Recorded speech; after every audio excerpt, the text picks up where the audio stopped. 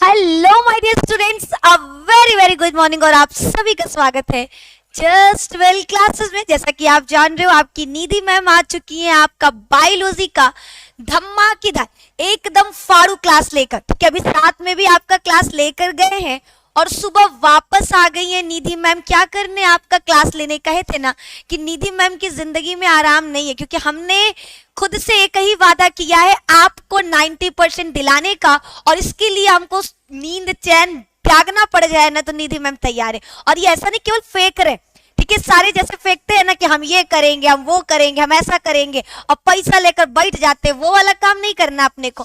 अगर 799 में कोर्स दे रहे हैं तो 799 के लायक पढ़ा रहे हैं, और हम हर महीने नया नया बैच नहीं ला रहे। ठीक है, तो अब तो भैया कोर्स का प्राइस भी बढ़ चुका है 1499। सॉरी, ठीक है, कल रात में ऑफर दिए थे 799, बट तुम लोग ऑफर का फायदा नहीं उठा पाए। तो जो लोग नहीं उठा पाए कोई बात नहीं, जो लोग उठा लिए उनको तो कॉन्ग्रेचुलेशंस कि 799 में आपको कोर्स मिल गया है। ठीक है, तो चलो कोई ना, क्लासेस को स्टार्ट करते हैं। और जैसा कि पता है हर संडे को निधि मैम मॉक टेस्ट कराती है। कल शाम 5 बजे बायोलॉजी का मॉक टेस्ट हुआ था, जिसका विनर कौन है ये लास्ट में हम लोग डिस्कस करेंगे। अभी अपने क्वेश्चंस पे चलते हैं। ठीक है, क्या सभी बच्चे तैयार हैं? एक बार बोल दीजिए यस मैम। और तुम लोग शेयर कर दिया करो फटाफट, तुम लोग शेयर नहीं करते, पहला चीज। और तुम लोगों की संख्या पहले से बड़ा कम हो चुका है। अपने जो दोस्त इधर उधर भाग गए, कौन अगर बंगलिनिया जादू टोना करके बुला ली है तो कम से कम आप लोग जाकर जगाओ कि भैया क्यों पड़े हो चक्कर में, कोई नहीं है जस्ट क्लासेस के टक्कर में, समझे? जल्दी जल्दी फटाफट शेयर करो, शेयर करके दोस्तों को बुलाओ, दोस्तों को बुला के क्लास स्टार्ट करवाओ। ठीक है, ठीक है। Good morning ma'am, a very good morning classic girls, study level good morning, Shiv Pandit, Niyaz Babu, Nikhil good morning. मेरे ऐप वाले स्टूडेंट्स कैसे हैं आप लोग? की हाल चाल? रउआ लोग कैसन बानी? केम छो? मजा मा? ठीक है, यूट्यूब ऐप दोनों बच्चे लिख सकते हैं। ऐप वाले बच्चे ऐप पर आ जाओ, मेरे पास ऐप के ही मैसेजेस आएंगे। तो ऐप वाले बच्चे ऐप पर जल्दी जल्दी प्रकट होइए। गिली गिली छू सारे के सारे ऐप के स्टूडेंट्स फटाफट आ जाए। ये लो बच्चे आ गए सारे। No network connection, okay.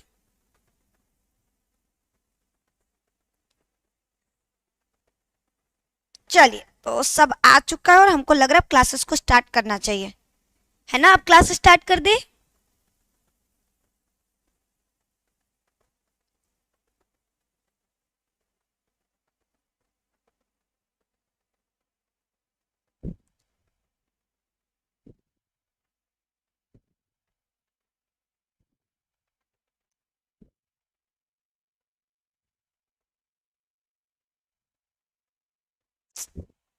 पता नहीं क्या हो गया, चलो कोई ना, आओ क्वेश्चन को स्टार्ट किया जाए।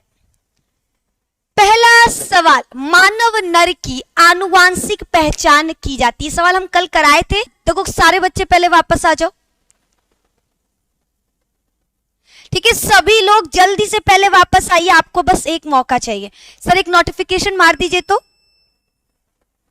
ठीक है, जल्दी से आप लोग क्या करो बच्चा, क्लासेस में वापस आओ ताकि आपकी क्लास स्टार्ट हो सके। जरा सा नेट का इशू हुआ नहीं कि फरार।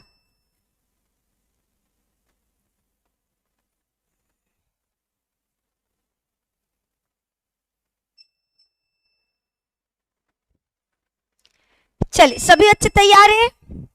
जी मैम। तो पहला सवाल आ चुका है, इस सवाल का जवाब बताइए। मानव नर की आनुवांशिक पहचान की जाती है केंद्रक द्वारा, कोशिकाओं द्वारा, ऑटोसोम्स द्वारा या लिंग गुणसूत्र के द्वारा। तो हमें लग रहा अब सभी बच्चों को पता चल गया होगा क्या कि जो मानव नर हैं उनकी आनुवांशिक पहचान हम लिंग गुणसूत्रों के द्वारा करते। ठीक है, कोई लड़का है या लड़की है ये कैसे पता चलेगा? उसके लिंग गुणसूत्र के द्वारा। अगर उसका लिंग गुणसूत्र XY निकला तो ये वो लड़का है, और अगर उसका लिंग गुणसूत्र XX निकला तो इसका मतलब वो लड़की है।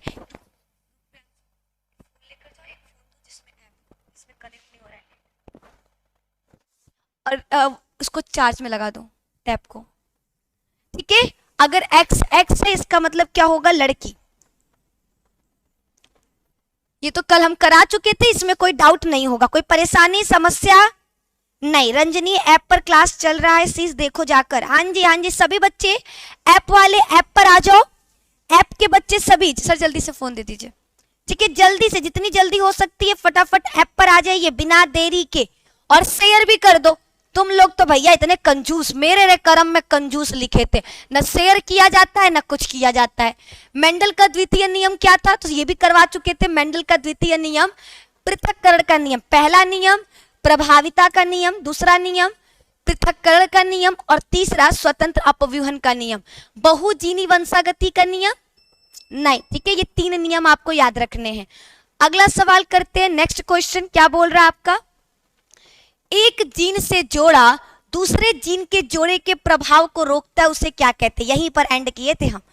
एक जीन का जोड़ा, मान लो ये एक जीन है, इसका जोड़ा अगर दूसरे जीन के जोड़े को प्रभाव करता है, दूसरे जीन के जोड़े के प्रभाव को रोकता है, तो उसे क्या कहते हैं। प्रभाविता, पॉलीमेरिज्म, एपिस्टेसिस या फिर अप्रभाविता। कौन बताएगा मेरे सवाल का जवाब। इस सवाल का जवाब कितने बच्चों के पास है, जल्दी बताइए। आपका सवाल आ चुका। ए क्या है, प्रभाविता। देखो हमें तो नहीं लग रहा, ठीक है, जल्दी जल्दी जवाब बताइए, क्या लग रहा।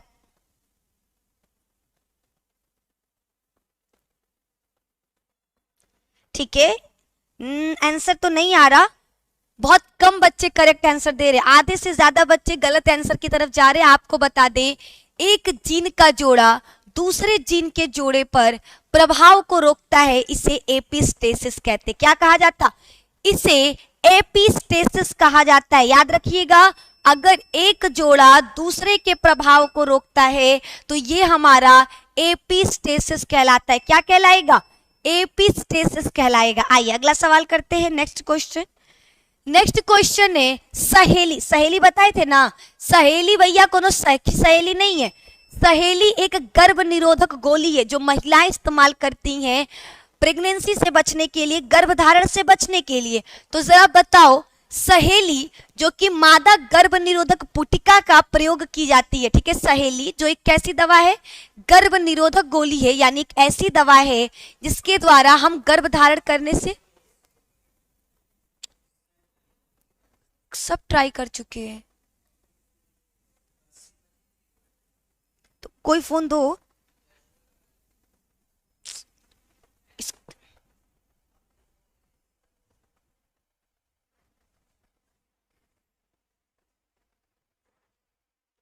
बड़े बड़े अजीब अजीब लोग हमको मिले हैं, कोनो काम के नहीं है सब।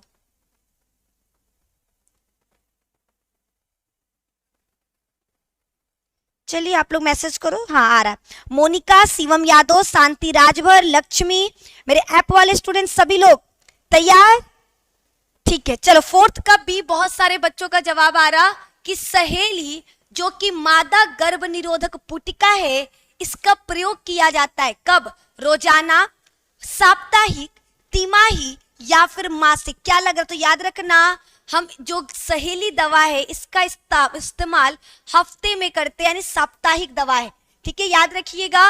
ये वीकली खाने वाला दवा है। जो कुछ लड़कियां क्या करती हैं, लगातार खाने लगती हैं, तो लगातार खाने की वजह से आपको बहुत सारे साइड इफेक्ट्स, उल्टी होना, पेट में दर्द, ये सारी चीजें देखने को मिल सकती हैं। इसीलिए किसी भी दवा का इस्तेमाल करने से पहले उसके बारे में जानना बहुत जरूरी है। बहुत लोगों को आदत है बस दवाई मिलना चाहिए, कौनो दवाई झक से पानी पिए और घोट गए, ठीक है, तो ये वाला काम आपको नहीं करना।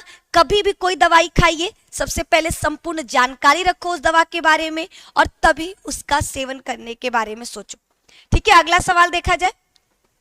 परिवार नियोजन कार्यक्रम प्रारंभ किया गया 1920 में, 1930 में, 1950 में या 1951 में। आपका सवाल है परिवार नियोजन कार्यक्रम कब प्रारंभ किया गया था, यानी जो परिवार को लेकर, ठीक है, परिवार की संख्या को कंट्रोल करने के लिए जो कार्यक्रम लाया गया जिसे हम लोग परिवार नियोजन कार्यक्रम कहते हैं, ये कब लागू किया गया था।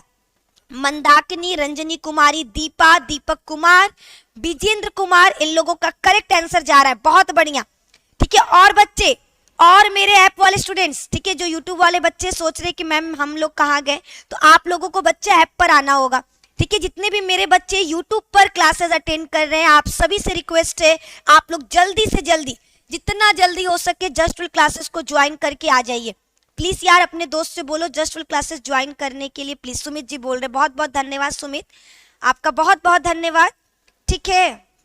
चलिए अगला सवाल करते हैं और इसका जवाब 110% क्या होगा? 1951। याद रखिएगा, परिवार नियोजन कार्यक्रम यानी परिवार की संख्या को कंट्रोल करने के लिए जो कार्यक्रम चलाया गया था वो चलाया गया था सन 1951 में। और इस चीज को भी याद रखना, भारत पहला देश है जिसने परिवार नियोजन कार्यक्रम चलाया। एक जगह तो भारत कम से कम आगे रहा, और वो भी कई से जगह पे आगे रहा।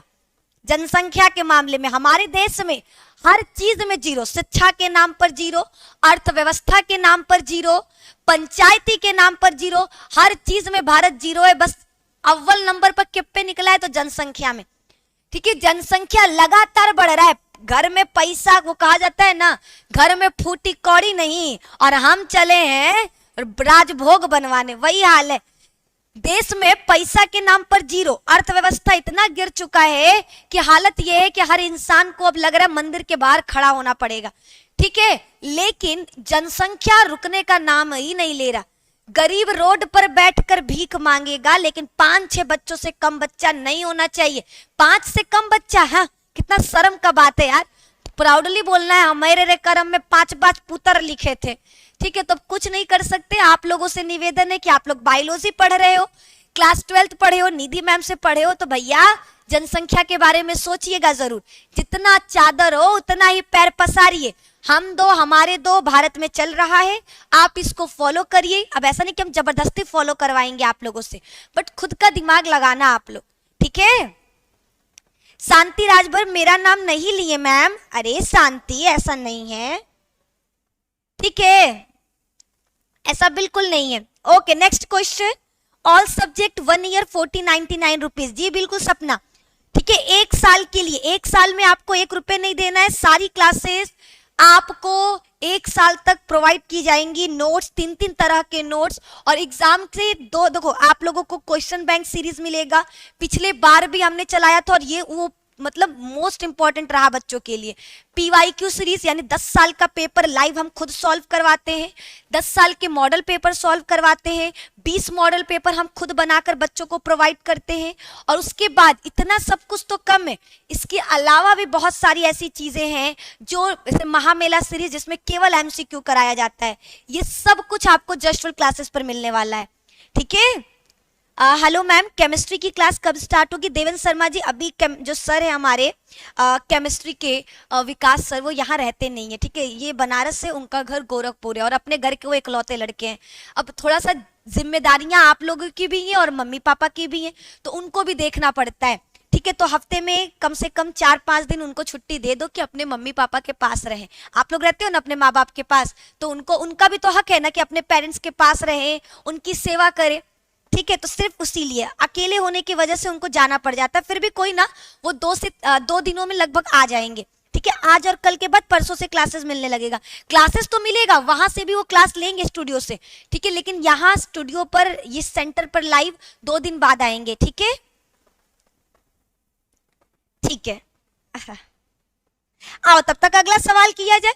नेक्स्ट क्वेश्चन आपका क्या बोल रहा है? अगला सवाल, मादा में मुख्य गर्भ निरोधक किसे कहते हैं? मादा जो गोलियां खाती हैं, मादा में जो मादाएं हैं, लड़कियां हैं, गर्भ निरोधक गोलियां खाती हैं, वो किसको रोकता है? अंडोत्सर्ग को, बी निषेचन को, सी रोपण को, या डी योनि में शुक्राणु के प्रवेश को। आपका सवाल कि मादाएं, महिलाएं जो गर्भ निरोधक गोलियां खाती हैं, वो महिला के शरीर में किस चीज को रोकने में उपयोग किया जाता है, यानी हम उन गोलियों का इस्तेमाल किसे रोकने के लिए करते हैं? तो सभी बच्चों को पता है, मादा में मुख्य गर्भ निरोधक गोलियां अंडोत्सर्ग की क्रिया को रोकती हैं। किसको रोकती हैं? अंडोत्सर्ग यानी अंडे के उत्सर्जन की क्रिया को रोकने का काम करती हैं। बताइए, क्लियर सभी को? जितने भी लोग देख रहे फटाफट बताओ, क्या यहां तक क्लियर है? यस मैम, ठीक है, यहां तक हमको लग रहा है लगभग सभी बच्चों को क्लियर है। अगला सवाल किया जाए। जी मैम, जी मैम, ओके। नेक्स्ट क्वेश्चन ला रहे हैं। आइए देखा जाए अगला सवाल क्या बोल रहा। अगला है पृथक्करण के सिद्धांत को हम और क्या कहते हैं। ठीक है, आपका सवाल बहुत सिंपल है कि पृथक्करण के सिद्धांत को हम और किस नाम से जानते हैं। प्रभाविता का नियम, स्वतंत्र अपव्यूहन का नियम, युग्मकों की शुद्धता का नियम, या उपर्युक्त में से कोई नहीं। जल्दी बताइए। ठीक है, जल्दी से आंसर दीजिए। ओम कुमार, दीदू ऑप्शन, दीदू रोपण विधि एक बार रिपीट कर दीजिए। ओके ओम कुमार, रोपण विधि आपका ये जीवों में जनन चैप्टर का है। रोपण विधि आपको जैसे अगर यूपी बोर्ड से हो तो आपको नहीं पढ़ना, अगर बिहार बोर्ड से हो तो फिर आपको पढ़ना है। ठीक है, तो रोपण विधि को लास्ट में हम समझा कर जाएंगे। ठीक है, और बाकी जो इस वाले का रोपण की बात कर रहे हो ना, ये जो रोपण आपको दिख रहा है ये कोई रोपण विधि नहीं, इसको इम्प्लांटेशन कहते हैं। इम्प्लांटेशन का मतलब होता है बच्चे को माँ के गर्भ में लाना। ठीक है, बच्चा कहाँ बनता है, देखो यहाँ पर अंडवाहिनी में जो एम्पुला रीजन, जिसको हमने याद करवाया था लवर पॉइंट, जहां पर प्रेमी प्रेमिका मिलते हैं, उसको क्या कहते हैं, लवर पॉइंट। वैसे ही महिला के अंडवाहिनी में एक जगह होता है जिसको एम्पुला कहते हैं, जहां पर नर और मादा युग्मक मिलते हैं। जब ये मिलते हैं तो क्या बनता है, युग्मनज, यानी एक कोशिका, फिर दो कोशिका, फिर चार कोशिका। जब इनमें 16 कोशिका बन जाता है तो ये अंडवाहिनी से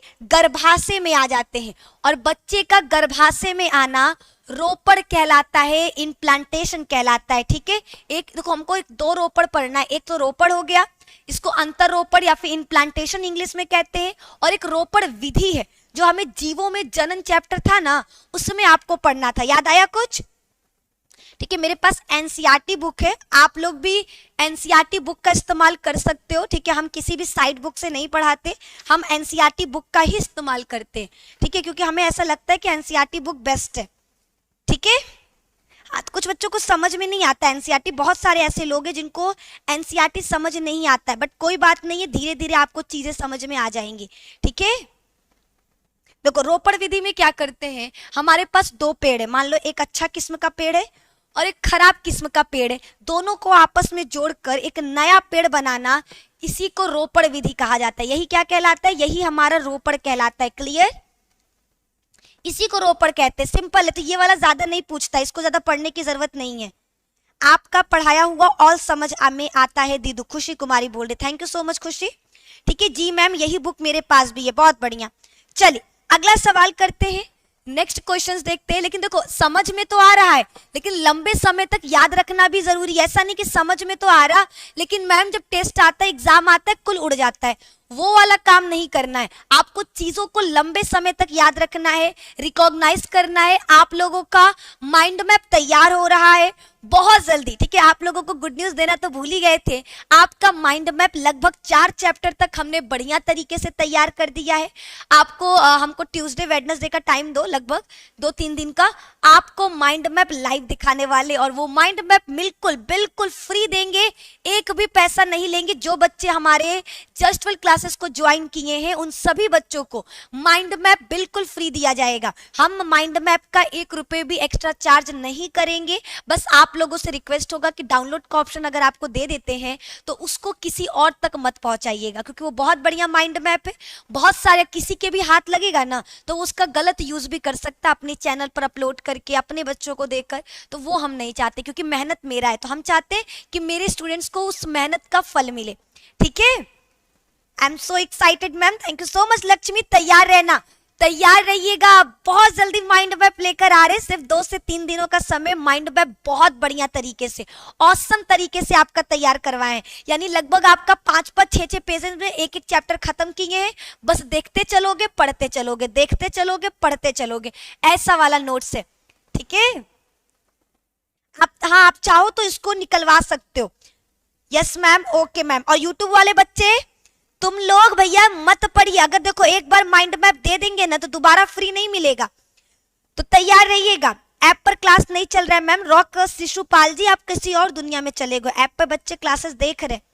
ठीक है, आ जाइए ऐप पर, आइए। तब तक हम लोग अगला सवाल करते हैं। नेक्स्ट क्वेश्चन क्या बोल रहा, पृथक्करण के सिद्धांत को और क्या कहते हैं। सवाल है कि जो पृथक्करण, मेंडल ने मटर के पौधों पर लगभग 700 साल कह रहे 7 साल प्रयोग किया और उन्होंने अपने प्रयोग से लगभग देखो 1856 से 1863 इतने सालों तक उन्होंने मेंडल के 7 विपरीत लक्षण वाले, ठीक है, उद्यान मटर का नाम, साइंटिफिक नेम कई बार एग्जाम में आया है, याद रखना। उद्यान मटर का साइंटिफिक नेम होता है पाइसम सटाइवम। क्या होगा? Pisum sativum. उन्होंने, हमारे मेंडल साहब ने उद्यान मटर के पौधे पर अपना 7 साल तक प्रयोग किया और प्रयोग करके उन्होंने 3 नियम प्रतिपादित किए। कौन कौन सा? पहला प्रभाविता का नियम, दूसरा पृथक्करण का नियम और तीसरा स्वतंत्र अपव्यूहन का नियम। पृथक्करण का नियम, इसका कोई अपवाद नहीं। कई बार क्वेश्चन आता है कि मेंडल का वह कौन सा नियम था जिसका कोई अपवाद नहीं, जिसको कोई गलत साबित नहीं कर पाया, तो याद रखना पृथक्करण का नियम। बाकी दोनों नियम के अपवाद मिले, प्रभाविता के नियम और स्वतंत्र अपव्यूहन के नियम के अपवाद मिले, लेकिन हमको किसका अपवाद नहीं मिला? तो भैया पृथक्करण के नियम का। और पृथक्करण के नियम को स्वतंत्र अपव्यूहन का नियम भी, स्वतंत्र अपव्यूहन नहीं, युग्मकों की शुद्धता का नियम भी कहते हैं, याद रखना। पृथक्करण के नियम को युग्मकों की शुद्धता का नियम भी कहा जाता है। क्लियर है?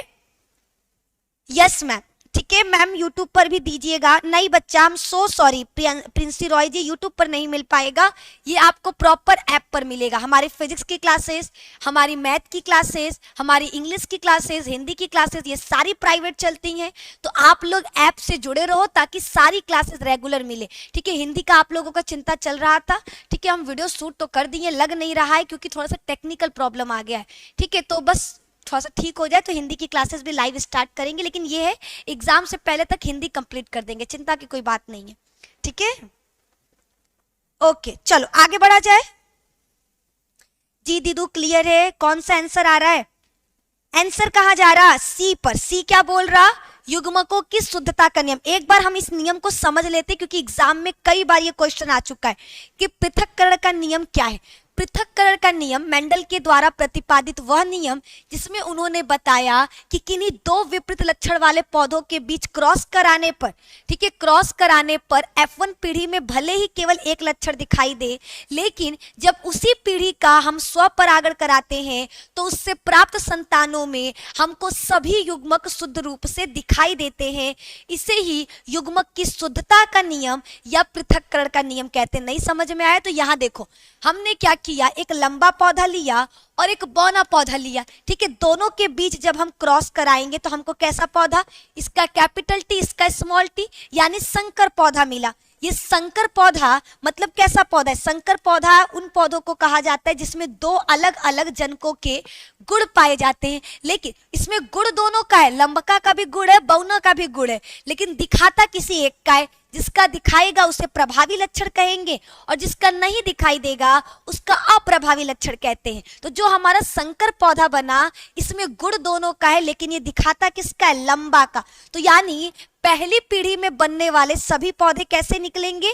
लंबे निकलेंगे। लेकिन जब हम इसी पौधे का स्वपरागण कराएंगे, स्वपरागण का मतलब होता है कि जैसा ये है सेम इसके जैसे के साथ ही इसका क्रॉस करवा देंगे, तब हमको जो बच्चे मिलेंगे, देखो इस तरीके से आप चाहो तो कर सकते हो, 4 संतानें मिलेंगी एक जगह ऊपर, ये लिख दो, ये लिख दो। अब इन दोनों का क्रॉस करो, capital T capital T capital T capital T small T capital T small T capital T small T capital T small T small T small T, ये हो गया, ठीक है। 4 पौधे मिले, एक हमको कैसा मिला? शुद्ध लंबा मिला, 2 हमको कैसे मिले? संकर लंबा मिला, और एक हमको शुद्ध बौना मिला। यानी यहाँ पर आपको 3 तरह के पौधे, एकदम पापा की तरह, एकदम F1 पीढ़ी के बच्चों की तरह और F1 की मम्मी की तरह, यानी सबके ऐसे बच्चे, लंबा भी मिल गया, संकर भी मिल गया और बौना भी मिल गया। तो जब हमको सारे के सारे युग्मक शुद्ध रूप से दिखाई देते हैं तो इसी को युग्मकों की शुद्धता का नियम कहा जाता है। आप अपने एग्जाम में इस तरीके से बना करके जब दिखाओगे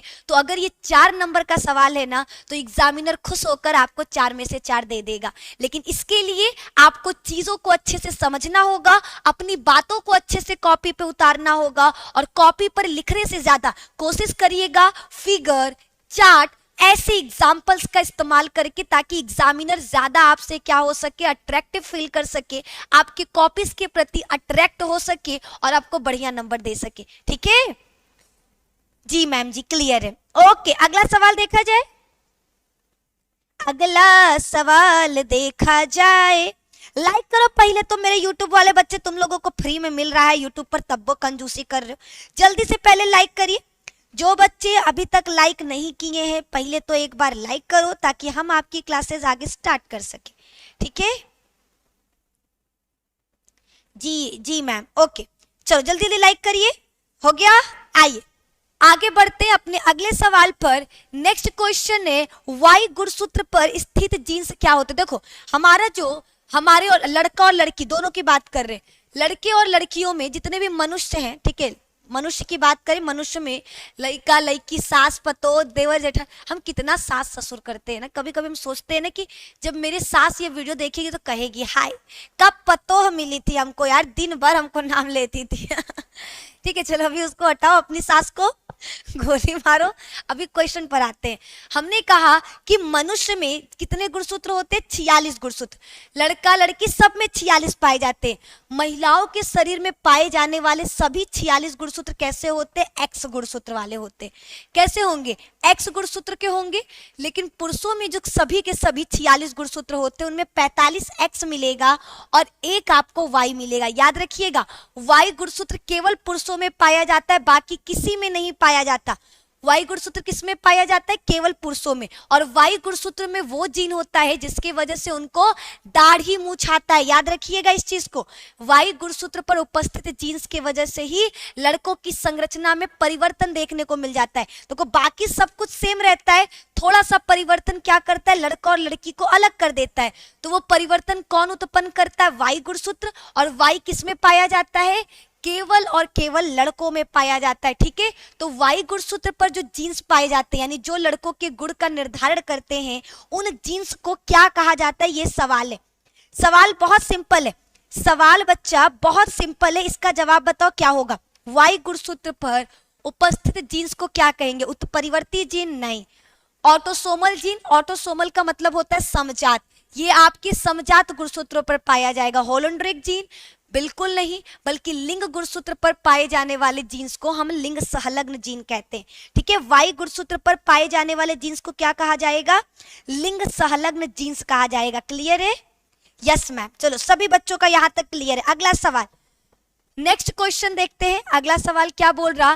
कानों पर, वही जो कान पर बाल होता है ना, वो वाई गुणसूत्र की वजह से ही होता है। कानों पर बहुलता का जीन पाया जाता है। ठीक है, जो लड़के होते हैं, लड़कों में देखियो कान पर बाल, लड़कियों में बहुत कम मिलेगा, लेकिन लड़कों में बहुत ज्यादा, कई बार देखने को मिलता है ना, कानों के अंदर बाल होता है। तो बताइए, कानों पर बाल बहुलता का जीन पाया जाता है एक्स क्रोमोसोम पर, वाई क्रोमोसोम पर, लिंग निर्धारणीय क्रोमोसोम पर, या अलिंग क्रोमोसोम पर? इसका जवाब कौन देगा? सवाल बहुत सिंपल है कि सवाल क्या है कि कानों पर जो बाल पाया जाता है वो किस जीन के वजह से, कहां पर उपस्थित जीन के वजह से? तो हमने कहा कि कानों पर बाल सामान्यतः लड़कों में पाया जाता है, और लड़कों में और लड़कियों में अंतर क्या है? लड़के लड़कियों में 45 गुणसूत्र बिल्कुल सेम है, केवल अंतिम का एक गुणसूत्र लड़के में क्या होता है?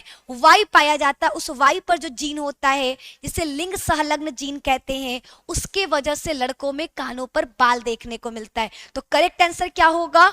ऑप्शन नंबर बी, यानी कानों पर बाल की बहुलता का जीन पाया जाता है वाई क्रोमोसोम पर। बताओ यहां तक क्लियर? क्या यहां तक सभी बच्चों को क्लियर है? एक बार बोलिए जल्दी से, क्या यहां तक सभी को क्लियर है? Yes ma'am. ठीक है, ओके, बी बी बी, सभी बच्चों का बी की तरफ आंसर जा रहा है। और मेरे यूट्यूब वाले, तुम लोग से लाइक नहीं हो रहा है क्या जी? है, सुबह सुबह चिल्लाते हो हमको। पहले लाइक करो तो जल्दी से, लाइक की संख्या बड़ा कम है। ठीक है, मच्छी बाजार बना देंगे, जानते नहीं हो तुम लोग हमको। पहले लाइक करो, सबसे पहले लाइक करिए, लाइक करके फिर क्लासेस को आगे बढ़ाते। तुम लोग को शेयर हो नहीं रहा, लाइक हो नहीं रहा, कोर्स ज्वाइन हो नहीं रहा, पता नहीं कैसे करोगे आगे। आगे कुछ करना है, कुछ सोचे हो, बढ़ना है आगे, कि बस यहीं बैठे रहना है? चलो आ जाओ, अगला सवाल करते हैं। नेक्स्ट क्वेश्चन है मनुष्य में नर की बात, अभी स्त्री की बात हुई थी, लड़का लड़की दोनों में 46 गुणसूत्र, लड़की में जो गुणसूत्र होता है वो 44 प्लस XX होता है। कुछ बच्चों को हम कितनी बार बता चुके हैं कि युग्मक में आधा जाएगा, याद रखना जब भी युग्मक बनेगा युग्मक में गुणसूत्र का आधा यानी 44 का आधा 22 और XX का आधा केवल 1। ये आपके किसकी बात हो रही है? युग्मक की। लड़की बनाती है अंडाणु और लड़का बनाता है शुक्राणु, तो ये तो मादा का बात हो गया। अब अगर हम एक पुरुष की बात करें तो पुरुष में जो गुणसूत्र होता है वो 44 प्लस XY होता है और ये क्या बनाएगा? शुक्राणु, और शुक्राणु में क्या करेगा? अपना आधा यानी 22 प्लस X भी दे सकता है या 22 प्लस Y भी दे सकता है। इस चीज को याद रखिएगा। यहाँ बोला है मनुष्य में गुणसूत्रों की संख्या कितनी होती है, तो पुरुष में गुणसूत्र की संख्या 44 प्लस XY होता है। क्या होगा? 44 प्लस XY होगा। कितना?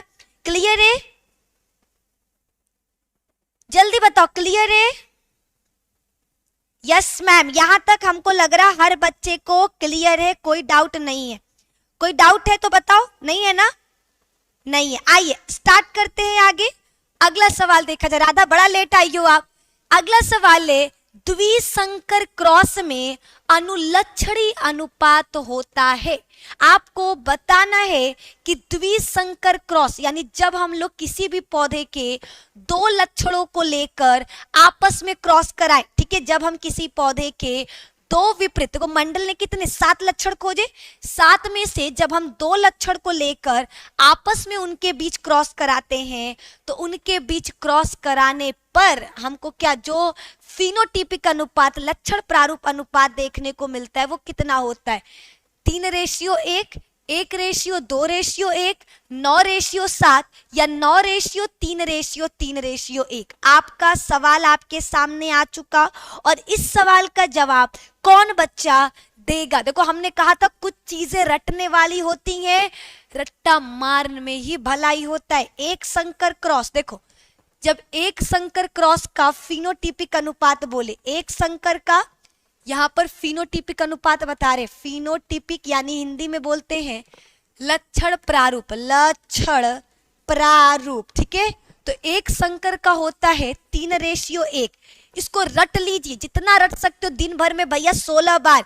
एक संकर संकरण का लक्षण प्रारूप अनुपात 3:1, 3:1, ठीक है। दिन भर में 10 बार रट्टा मारो, घोल के पी जाओगे। दूसरा आप बात करते द्विसंकर का, काहे भाग रहे हो तुम, ठीक है। द्विसंकर क्रॉस का मतलब है जब हम पौधे के 2 लक्षणों को लेकर क्रॉस कराते हैं तो उनका जो फिनोटिपिक अनुपात मिलता है वो हमको मिलता है 9:3:3:1।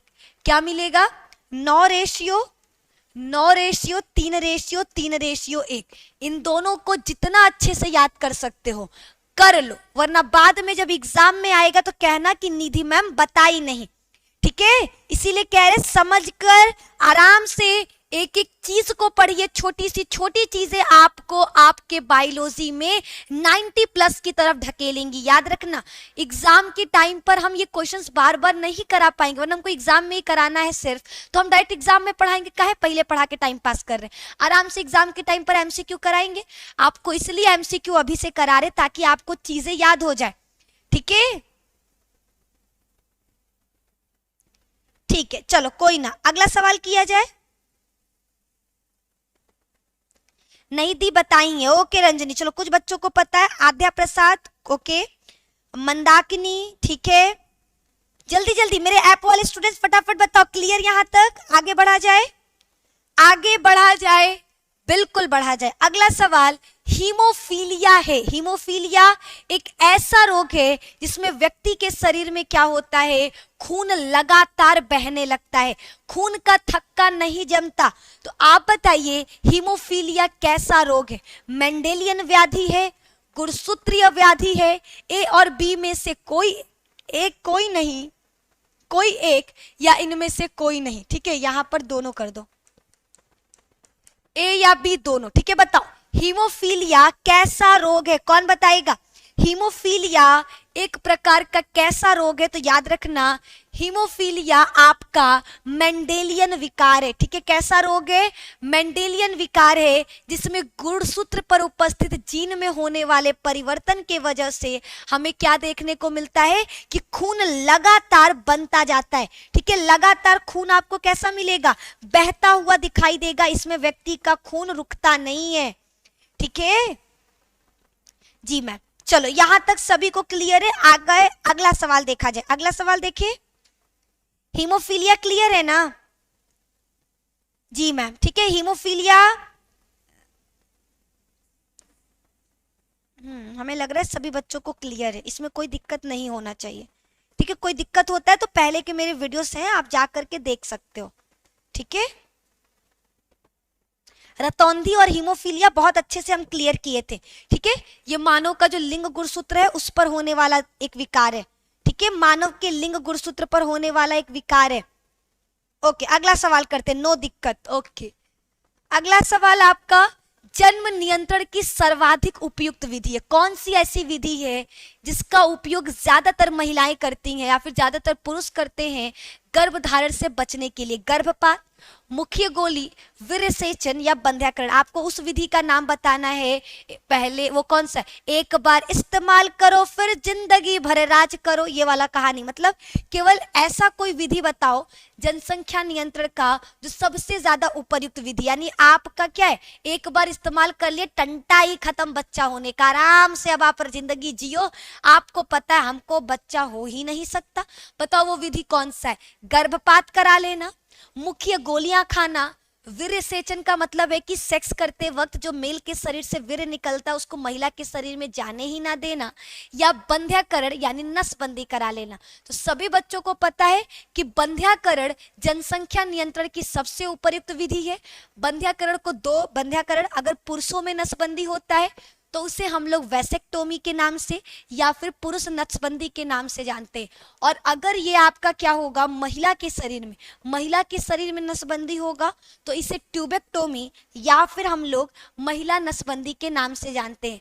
वैसेक्टोमी में मेल का जो शुक्रवाहिका है उसको काटकर बांध दिया जाता है, जबकि ट्यूबेक्टोमी में महिला का जो अंडवाहिनी है उसे काटकर बांध दिया जाता है, ठीक है। तो इसको याद रखिएगा।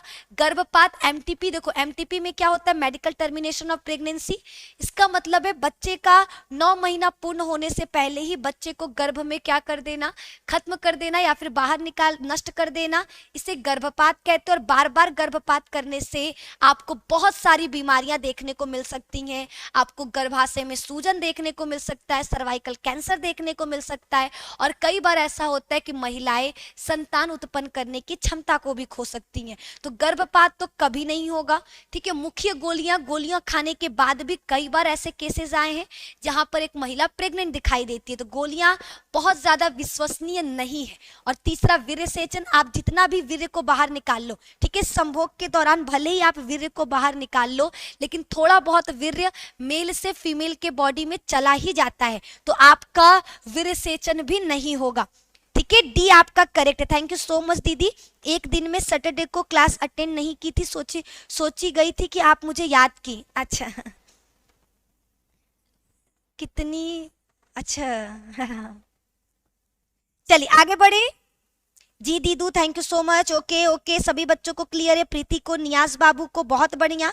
अगला सवाल करते हैं, नेक्स्ट क्वेश्चन क्या है। और जो बच्चियां जुड़ चुकी हैं, आप लोगों से रिक्वेस्ट है बच्चा कि आपके स्कूल में आपके दोस्त वगैरह होंगे, क्लासमेट्स होंगे, प्लीज उनको जस्ट फॉर क्लासेस के बारे में बताओ, ठीक है। उनको कहिए कि अगर आपको ऐप नहीं ज्वाइन करना, कम से कम 2 से 3 दिन क्लास लेकर यूट्यूब पर देखें। अगर पसंद नहीं आए ना तो मेरे चैनल को अनसब्सक्राइब कर देना, हम एक शब्द नहीं बोलेंगे, ठीक है। तो प्लीज आप लोग अपने दोस्तों को जागरूक करो, उनको जस्ट फॉर क्लासेस के बारे में बताइए, ठीक है।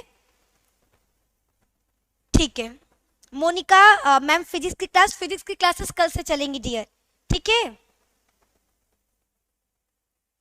ओके अगला सवाल करते हैं। यस दीदू, अब सहेली मेडिसिन नहीं मिलता है मिलता है सरकारी अस्पताल पे जाओगे ना तो वहाँ पे निरोध करके मिलता है, ठीक है। निरोध करके आपको कॉन्डम वगैरह दवाइयाँ बहुत सारी, आपकी सहेली है, माला डी, ये सारी दवाइयाँ सरकारी अस्पतालों में मिलता है।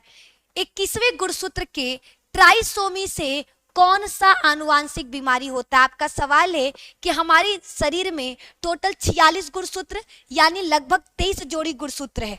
इस 23 जोड़ी में 21वें जोड़ी गुणसूत्र, 21वें जोड़ी का मतलब है 2, ठीक है, जैसे जूता आप लोग जोड़ियों में खरीदते हो ना, उस तरीके से।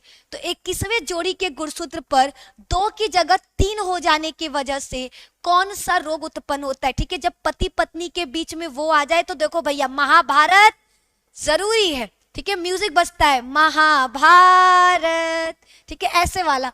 उसी तरीके से याद रखना कि 21वें नंबर पर हमारे 2 गुणसूत्र बड़े प्यार से रहते थे, लेकिन जब इन 2 के बीच में तीसरा घुस जाए, कहे भैया हमहू को एंट्री दे दो, जैसे ही तीसरा घुसा एक रोग होता है। उस रोग को क्या कहते हैं? उस रोग को कहते हैं डाउन सिंड्रोम। इसका एक और नाम है मंगोलियन जड़ता, जिसमें व्यक्ति का मुंह मंगोलियन की भांति हो जाता है, ठीक है। यस मैम, तो कौन सा रोग होगा? मंगोली जड़ता, याद रखना। और एक गुणसूत्र बढ़ने की वजह से जहां पहले 46 गुणसूत्र था, अब कितना हो जाएगा? अब आपका 47 गुणसूत्र हो जाएगा। तो ये छोटी छोटी चीजें एग्जाम के लिए बहुत जरूरी है, पूछा जा सकता है कि डाउन सिंड्रोम में व्यक्ति के शरीर में कितने गुणसूत्र होते हैं। तो याद रखना, डाउन सिंड्रोम में 21वें नंबर पर एक गुणसूत्र बढ़ जाता है, इसलिए पहले 46 था, अब आपके टोटल 47 गुणसूत्र हो जाएंगे, ठीक है। यस मैम, 46 से 47, बहुत बढ़िया। ऐप वाले बच्चे मेरे फटाफट जवाब दे रहे, यूट्यूब वाले बच्चों का कमेंट हम नहीं देख पा रहे, लेकिन वो लोग भी जवाब दे ही रहे होंगे, ठीक है। जो बच्चे यूट्यूब पर मेरी क्लासेस देख रहे हैं, आप लोग भी बच्चा जल्दी से जल्दी क्या करिए, ऐप पर आ जाइए ताकि आप लोग क्लासेस कंप्लीटली अटेंड कर सको। आइए अगला सवाल करते हैं। एक बिंदु उत्परिवर्तन है, बताओ बिंदु उत्परिवर्तन कौन सा है? Thalassaemia, sickle cell anaemia, Down संलक्षण या फिर रतौंधी? आपको बिंदु उत्परिवर्तन के बारे में बताना है, कौन बताएगा? ठीक है, आपका सवाल आ चुका, बिंदु उत्परिवर्तन किसे कहा जाता है? जल्दी बताओ, ठीक है, ये वाला हम कराए थे, हमें याद है, ठीक है। बिंदु उत्परिवर्तन बताओ तो।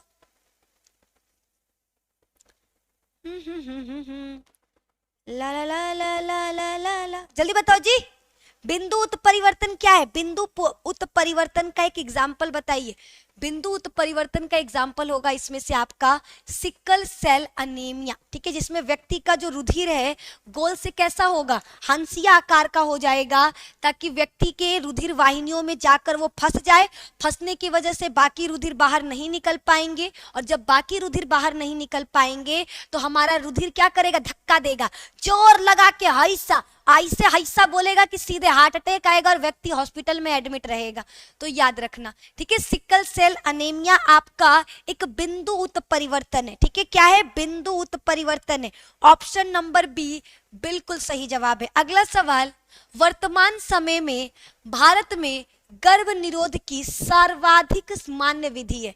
आपको बताना है कि इस समय में सबसे ज्यादा कौन सा विधि उपयोग किया जा रहा है, ठीक है। इस समय में सबसे ज्यादा उपयोग की जाने वाली विधि कौन सी है?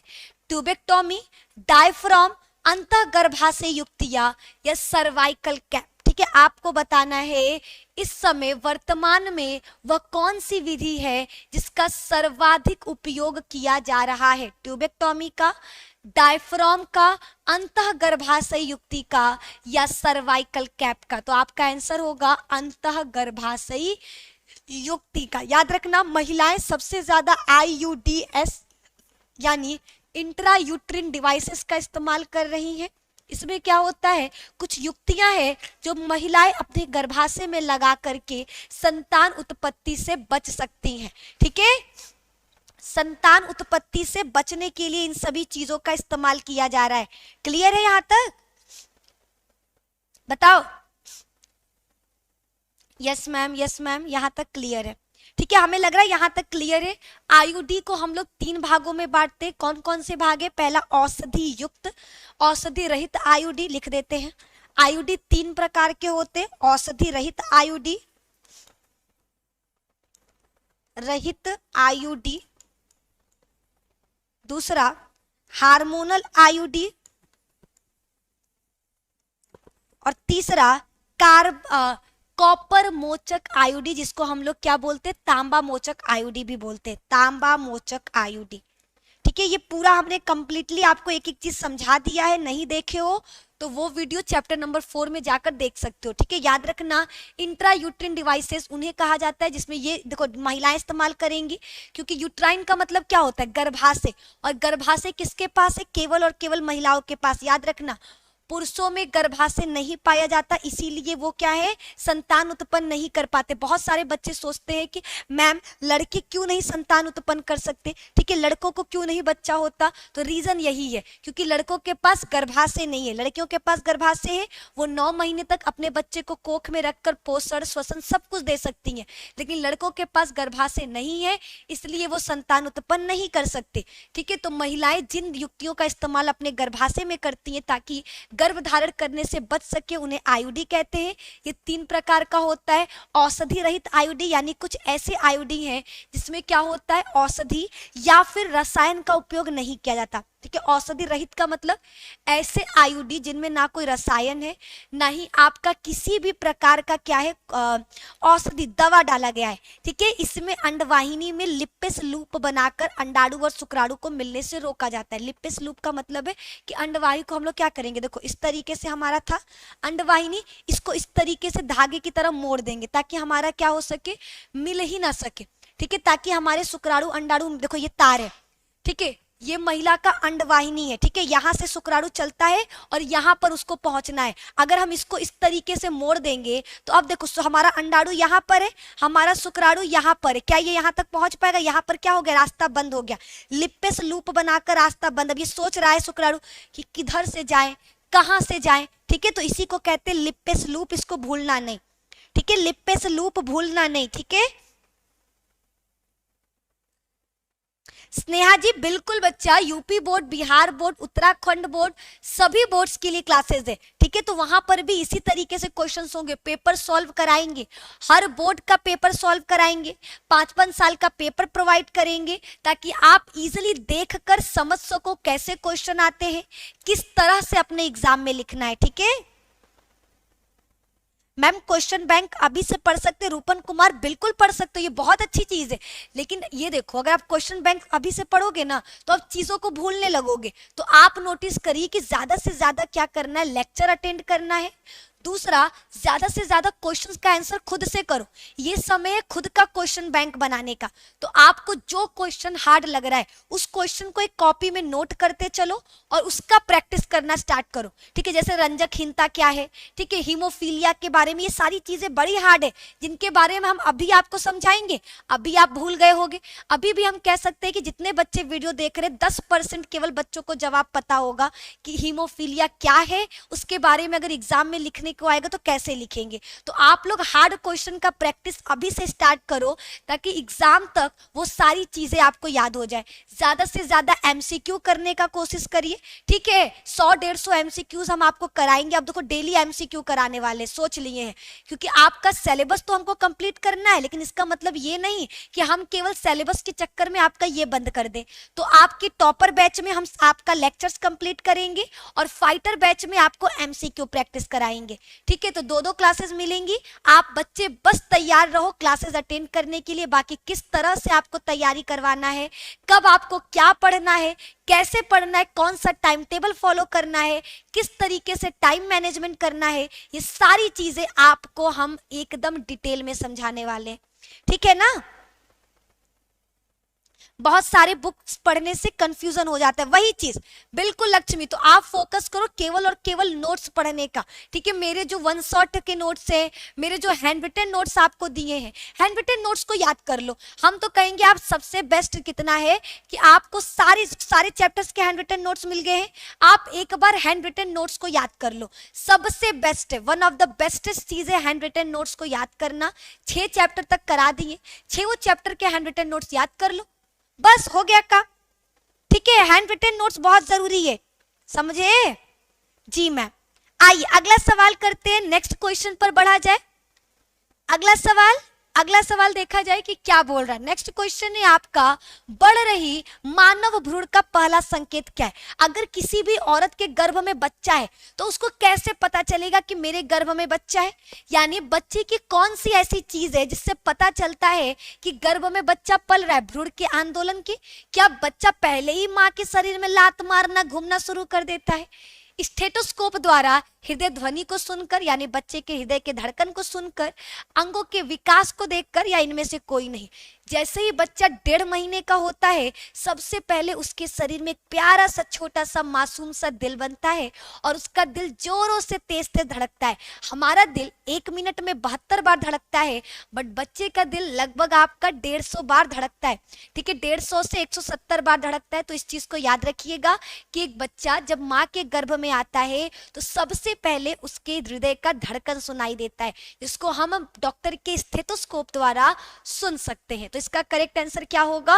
Option number B. ठीक है, ऑप्शन नंबर बी सभी बच्चों का जवाब आ रहा है, बहुत बढ़िया। ठीक है, महाकाल की दीवानी का भी आंसर आ रहा है। ठीक है, नेहा यादव का आंसर आ रहा, अंकित विद भारत का आंसर आ रहा, बहुत बढ़िया है। ठीक है, यहां तक सभी बच्चों को क्लियर लग रहा है, हमको ऐसा पता चल रहा।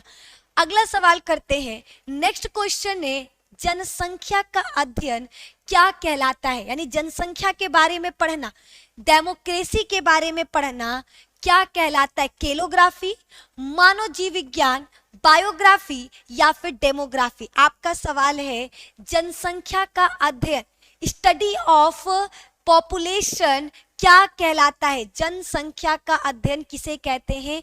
केलोग्राफी को कहते हैं, मनोजीव विज्ञानी को कहते हैं, बायोग्राफी को कहते हैं या फिर डेमोग्राफी को कहते हैं। ठीक है, तो याद रखिएगा जनसंख्या के अध्ययन को डेमोग्राफी कहा जाता है। ठीक है, study of population is known as demography, क्योंकि देखो जनसंख्या को इंग्लिश में डेमोक्रेसी कहते हैं, तो डेमोक्रेसी से याद रखना है डेमोग्राफी। ठीक है, बताओ भूलोगे नहीं ना? कोई भूलेगा नहीं ना? जल्दी बताओ, इस क्वेश्चन का आंसर कोई बच्चा भूलेगा तो नहीं? नहीं मैम, कोई नहीं भूलेगा। ठीक है, कोई भी बच्चा इस चीज को भूलना मत, हमेशा याद रखना इन चीजों को। ठीक है, अगला सवाल देखा जाए।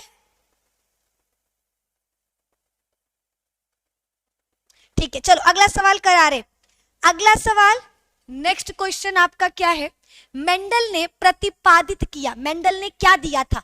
सहलग्नता का नियम, आनुवांशिकता का नियम, थर्मोडायनामिक्स का नियम या फिर इनमें से कोई नहीं? तो याद रखिएगा मेंडल ने 3 नियम दिए, उनके तीनों नियम को हम आनुवांशिकता का नियम कहते हैं और उनके तीनों नियम के वजह से मेंडल को आनुवांशिकी का जनक कहा जाता है, यानी फादर ऑफ जेनेटिक्स के नाम से जाना गया। याद रखिएगा मेंडल ने क्या दिया था? मेंडल ने 3 आनुवांशिकता का नियम दिया। पहला नियम प्रभाविता का नियम, जो कहता है कि यदि कोई 2 अलग अलग लक्षण वाले पौधों के बीच में या फिर जीवों के बीच में क्रॉस कराते हो तो दोनों में से केवल एक का लक्षण उसके संतान में दिखाई देगा। जिसका लक्षण दिखाई देता है उसे प्रभावी लक्षण कहते हैं और जिसका लक्षण नहीं दिखाई देता उसे अप्रभावी लक्षण कहते हैं, और ये नियम प्रभाविता का नियम कहलाता है। दूसरा नियम कहलाता है पृथक्करण का नियम, जिसमें बताता है कि हमारा जो F1 पीढ़ी है उसमें केवल एक लक्षण दिखाई देता है, लेकिन द्वितीय पीढ़ी में हमको सभी लक्षण शुद्ध रूप से पृथक पृथक दिखाई देते हैं। और तीसरा हमारा नियम कौन सा है? स्वतंत्र अपव्यूहन का नियम, जो कहता है कि मेंडल ने जब 2 लक्षणों को लेकर एक साथ क्रॉस कराया तो उन्होंने पाया कि सभी लक्षण स्वतंत्र रूप से एक दूसरे में क्या हो रहे? गति कर रहे और नए नए लक्षण उत्पन्न कर रहे। तो इस तरीके से मेंडल ने 3 नियम दिया और तीनों नियम को हम आनुवांशिकता का नियम कहते हैं। क्या कहते हैं? आनुवांशिकता का नियम कहते हैं। क्लियर? मुस्कान मौर्यवंशी मैम, मैं सूरज में आप सब चैनल को सब्सक्राइब किया हूँ, फुल सपोर्ट करता हूँ मैम। Thanks ma'am. ओके मुस्कान जी, धन्यवाद आपका, बहुत बहुत धन्यवाद। इनोसेंट गर्ल सर बोले तो बताने के लिए आई थी, बाय दीदी। ओके इनोसेंट, क्या बताने आई थी? किसको बताने आई थी क्या? हेलो दीदी, विकास सर आ गए हैं ना? इनोसेंट गर्ल जी, अभी विकास सर नहीं आए हैं। विकास सर को अभी आने में 2 दिन लगेगा बच्चा, 2 दिन और फिर विकास सर हमें लग रहा है आ जाएंगे। ठीक है, आओ अगला सवाल करते हैं। अगला सवाल है टर्नर सिंड्रोम में कितने गुणसूत्र होंगे? 45, 46, 47 या इनमें से कोई नहीं। देखो दो रोगों का नाम याद रखना जो लिंग गुणसूत्र पर होने की वजह से, देखो गुणसूत्र में होने वाले परिवर्तन की वजह से जो रोग उत्पन्न होता है उसको हम लोग गुणसूत्रीय विकार कहते हैं। गुणसूत्रीय विकार दो प्रकार का होता है, एक होगा समजात गुणसूत्र पर होने वाला विकार जिसे हम लोग क्या कहते हैं, समजात गुणसूत्रीय रोग कहते हैं, समजात गुणसूत्रीय रोग कहते हैं। दूसरा होता है आपका लिंग गुणसूत्र पर होने वाला रोग जिसे लिंग गुणसूत्रीय विकार कहते हैं। क्या कहा जाता, लिंग गुणसूत्रीय विकार कहा जाता है। ठीक है, यहां तक आपको ये चीजें क्लियर है। क्लियर, गुणसूत्र क्या है, गुणसूत्र पर होने वाले विकार को गुणसूत्रीय विकार कहते हैं। गुणसूत्रीय विकार दो प्रकार का है, समजात गुणसूत्रीय रोग और लिंग गुणसूत्रीय रोग। समजात गुणसूत्रीय रोग का मतलब है जब किसी व्यक्ति के समजात गुणसूत्र पर कोई रोग कोई विकार उत्पन्न हो जाए, संख्या में बढ़ोतरी ऐसा कुछ, तो उसे समजात गुणसूत्रीय रोग कहते हैं। और जब आपके लिंग गुणसूत्र पर हो जाए तो उसे लिंग गुणसूत्र। समजात वाले में हमको टर्नर सिंड्रोम, समजात का मतलब कितना, हमारे शरीर में 22 जोड़ी समजात है और एक जोड़ी लिंग है। अगर 22 1 से लेकर 22 तक में कोई भी रोग होता है तो उसे समजात गुणसूत्रीय कहेंगे, जिसमें आपका टर्नर सिंड्रोम आएगा, टर्नर सिंड्रोम कह रहे सॉरी, टर्नर नहीं आएगा, डाउन फिल्टर आएगा, डाउन आएगा, क्लाइन फिल्टर आएगा, क्लाइन भी नहीं आएगा, डाउन सिंड्रोम, उसके बाद आपका एडवर्ड सिंड्रोम, फिर आपका है आपका क्लाइन फिल्टर क्राइटोचैट सिंड्रोम। ऐसे बहुत सारे, आपको दो मेन याद रखना है, डाउन, एडवर्ड और आपका एक पटाउ सिंड्रोम। ये सारे किस में आएंगे, समजात में। और लिंग गुणसूत्र में दो आता है, टर्नर और क्लाइन फिल्टर। क्लाइन फिल्टर और टर्नर सिंड्रोम याद रखना है, क्लाइन फिल्टर लड़कों में और टर्नर आपको लड़कियों में देखने को मिलेगा। टर्नर में क्या होता है, महिला का जो लिंग गुणसूत्र होता है XX, ठीक है, महिला में कौन सा लिंग गुणसूत्र होता है, महिला का लिंग गुणसूत्र होता है XX, उसमें से एक X क्या होगा, गायब हो जाएगा। यानी पहले महिला के शरीर में 46 गुणसूत्र था, लेकिन उसके लिंग गुणसूत्र से एक गुणसूत्र गायब हो जाने की वजह से अब उसके शरीर में कितने बच गए, अब उसके शरीर में कितने गुणसूत्र बच गए, तो आप कहोगे 45 गुणसूत्र बच गए। ठीक है, कितने बच गए, अगर एक महिला के शरीर में, देखो महिलाओं के शरीर में 46 गुणसूत्र है, 46 में से 44 समजात है और अंतिम का 2 गुणसूत्र लिंग गुणसूत्र है। अंतिम के 2 गुणसूत्र में से एक गुणसूत्र गायब हो जाए तो उसको, उसके द्वारा होने वाले रोग को टर्नर सिंड्रोम कहते हैं, जिसकी वजह से लड़कों में हमको गौर लैंगिक लक्षण देखने को मिलता है। यहाँ याद रखना, टर्नर सिंड्रोम में कितने गुणसूत्र होते हैं, तो option number A 45, Turner syndrome के अंदर 45 गुणसूत्र होते हैं। अगला सवाल, वंशागति का गुणसूत्रीय सिद्धांत किसने प्रतिपादित किया। आपको बताना है कि वंशागति का गुणसूत्रीय सिद्धांत किसने दिया। ठीक है, वंशागति का क्रोमोसोमल जो प्रिंसिपल था वो किसने दिया था, मेंडल ने, सटन ने, रोजेनेल्ड ने या बावेरी ने। इस सवाल का सही जवाब कौन देगा, इस सवाल का करेक्ट आंसर, वंशागति का गुणसूत्रीय सिद्धांत देने वाले साइंटिस्ट का नाम क्या था, तो याद रखना वंशागति का गुणसूत्र। देखो यहाँ पर आपसे गुणसूत्रीय सिद्धांत बोला है, कुछ बच्चे आनुवांशिकी समझ रहे, आनुवांशिकी बोलता तो आप मेंडल कहते, यहाँ पर गुणसूत्रीय सिद्धांत की बात हुई है, तो वंशागति का गुणसूत्रीय सिद्धांत देने वाले साइंटिस्ट का नाम सटन है। क्या नाम है, सटन है। क्लियर, ऑप्शन नंबर बी और डी, हमें भी लग रहा है ए और बी दोनों होना चाहिए था। सटन और बावेरी दोनों ने वंशागति का गुणसूत्रीय सिद्धांत प्रतिपादित किया, जिसमें उन्होंने बताया कि गुणसूत्र ही है जो एक लक्षण को दूसरे पीढ़ी में, ठीक है, लक्षणों को एक पीढ़ी से दूसरे पीढ़ी में लेकर जाता है। याद रखना इस चीज को। ठीक है, यहां तक क्लियर सभी को, आगे बढ़े, जल्दी बताओ, यहां तक सभी लोगों को क्लियर है। जी मैम, जी मैम, ठीक है, हमें लग रहा है यहाँ तक सभी को क्लियर है। फिर भी कोई सवाल रह जाता है तो आप क्या करना, पूछ लेना। ठीक है,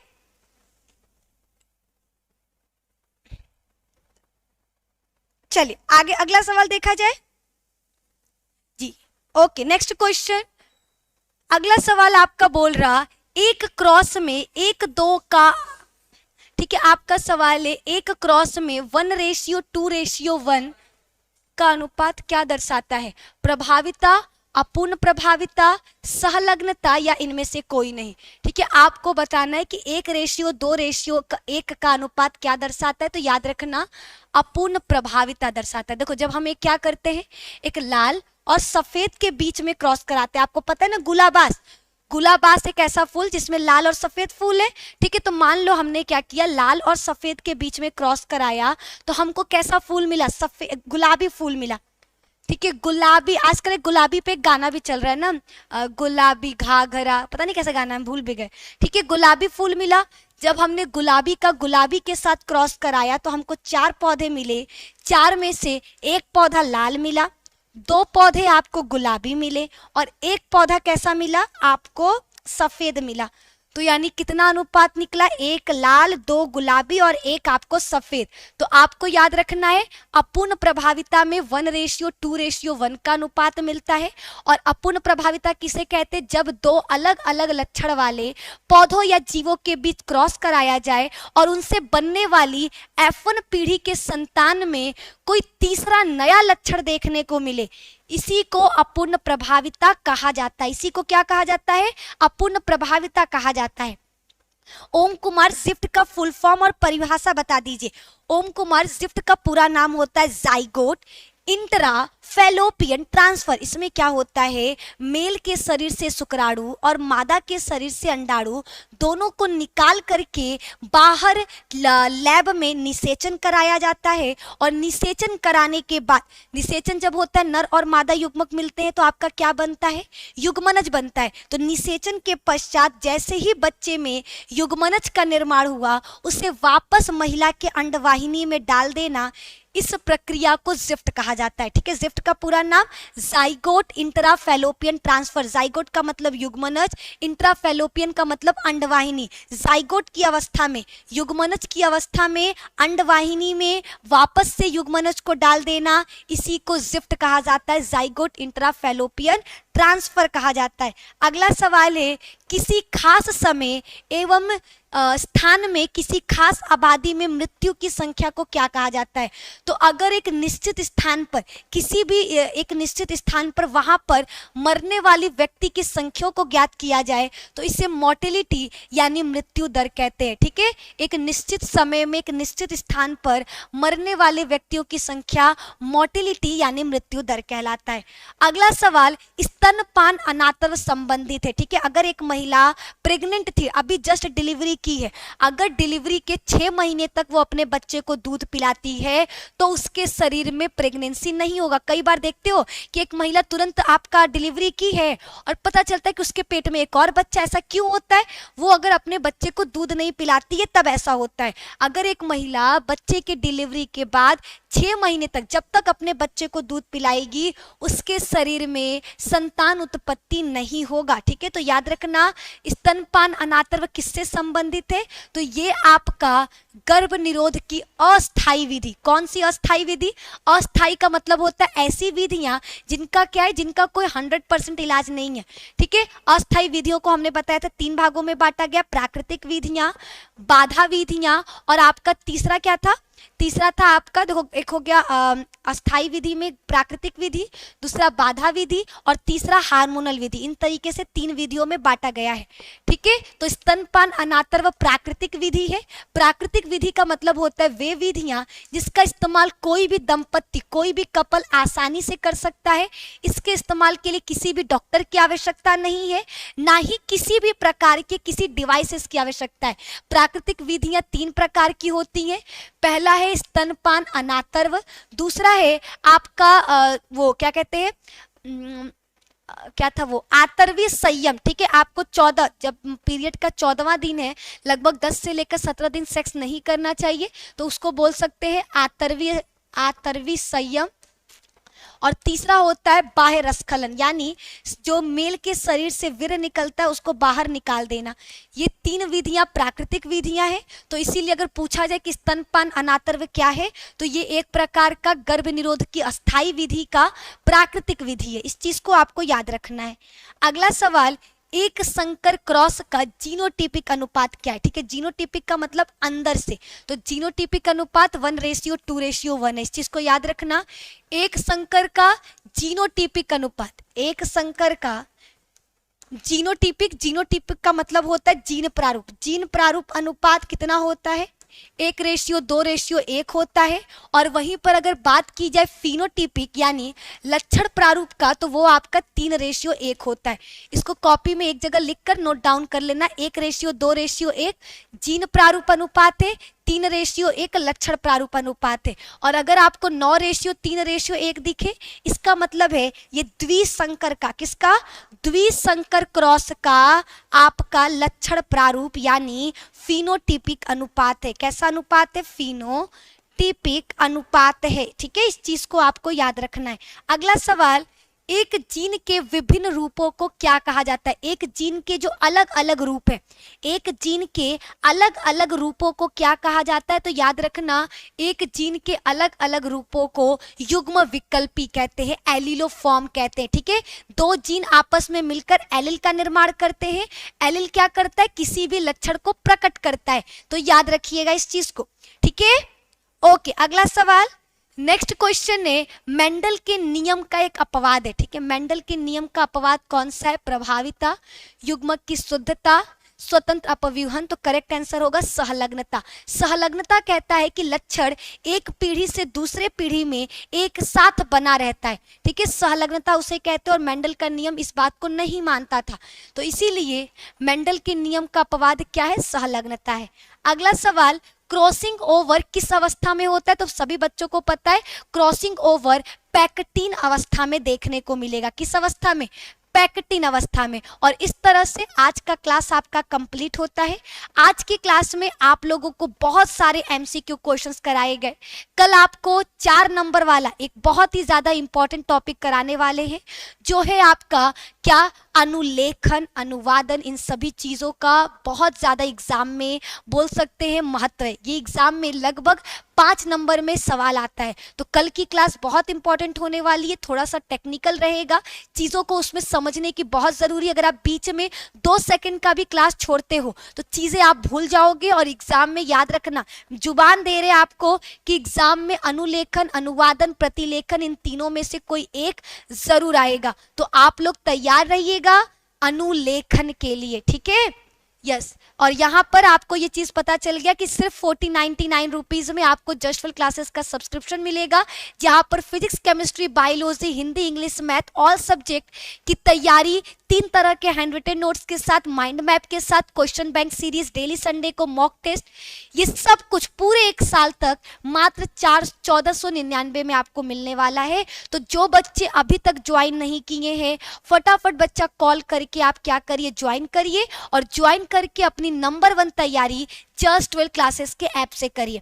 ठीक है जी मैम, तो जो बच्चे ज्वाइन नहीं किए फटाफट कर लो, फटाफट कर लो। ठीक है रंजनी, बच्चा देखो रिजल्ट का बता दे, आप लोग मॉक टेस्ट देते हो लेकिन सबमिट नहीं करते हो, और सबमिट न करने की वजह से आपका रिजल्ट नहीं बन पाता।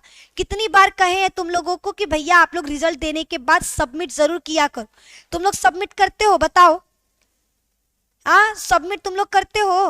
देखो अभी रिजल्ट दिखा देते हैं, 2 जिनको हुआ था बायो का, और टेस्ट आपका एंड हो चुका।